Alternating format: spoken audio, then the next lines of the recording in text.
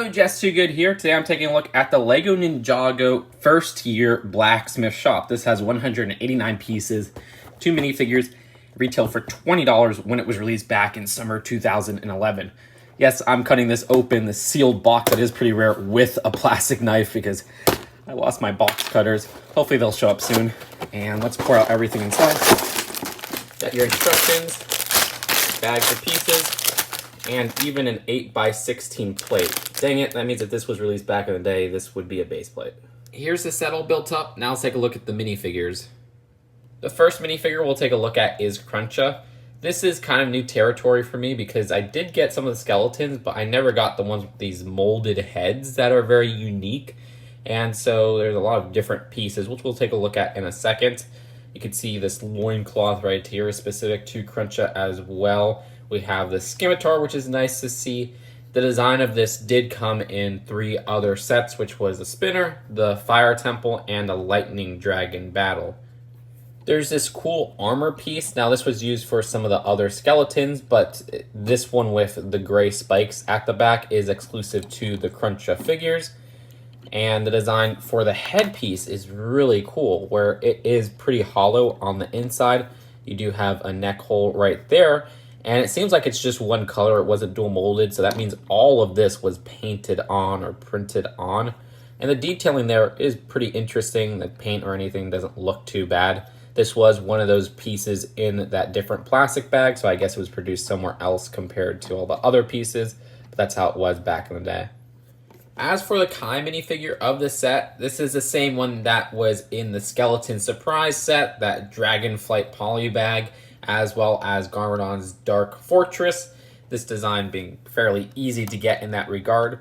This is a really hard to get 2x2 print though for a tile, which is a map design that only appeared in 2 more 2012 sets. So this was exclusive to the set in 2011. Those sets in 2012 being the Destiny's Bounty and the Kingdom's Joust, which are relatively more expensive. Either way, if you're curious about Kai's face printing underneath, it's just this one-sided original Kai face. So the Blacksmith Shop, having just watched the pilot for the first time all the way through both episodes, I couldn't pinpoint this to a certain build in those episodes. So I did a little bit of research, and people are saying this is supposed to be Kai and Nia's Blacksmith Shop. Wow, this does not look like it. I mean, I guess that has to be it, because that's like the only blacksmith shop in these episodes, but my gosh, am I disappointed at how this turned out.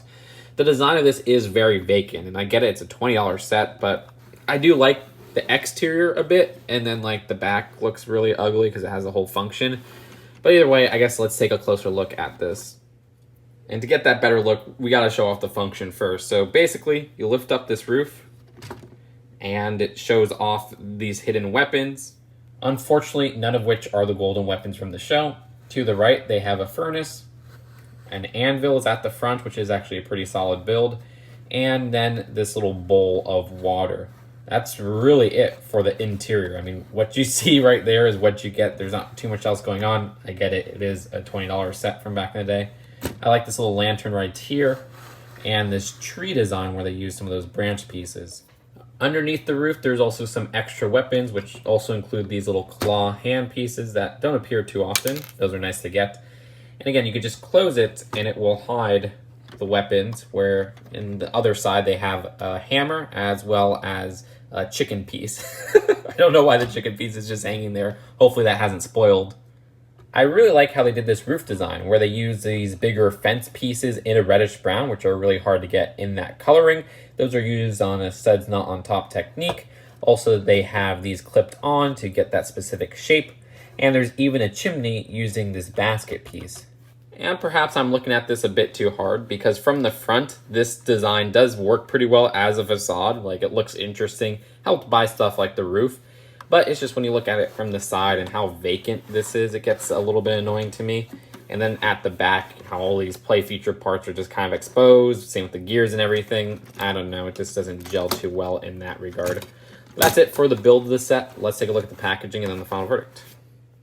The box for this set is one of those square $20 box sizes.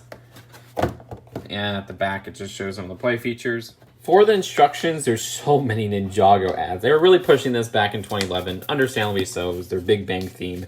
So we have an ad teasing the 2012 sets. That's awesome. I wish LEGO would do that more, just tease upcoming sets. Now with leaks and everything, I understand why not. Old Win Kid, LEGO Universe ad over here. LEGO Battles Ninjago ad for VS. Ninjago.com ad. The golden... Oh, no. Yeah, wait. Did I skip? Yeah, I skipped this one right here. There's the weapons on a map. The spinners, which I think... I wanted to say like some of these were spring releases, but I'm probably wrong with that. I think these were all just January releases. We also have just a weapon tracker right here. The design of some of the spinners, like promotional artwork and everything. And then we have the summer wave of sets from my understanding, which I thought the Earth Dragon was a retail exclusive, but I just looked it up. Apparently it's not. In the Fire Temple, I've always wanted. The Earth Dragon and the Fire Temple are both ridiculously expensive now. I gotta look into getting the Skull Truck because I was using the pilot, so who knows. I'm starting to collect Ninjago, and it's going to be a long journey, but that was pretty interesting. So overall, the Blacksmith Shop is a little bit of a letdown to me. I was just hoping it had a little bit more going for it. I know this is a $20 set, but it feels like the interior is very vacant. There's not too much space with what they could have done here. And if they were going for the Nia and Kai Blacksmith Shop, whew, I think they did a bad job in that regard, but I'm not entirely sure.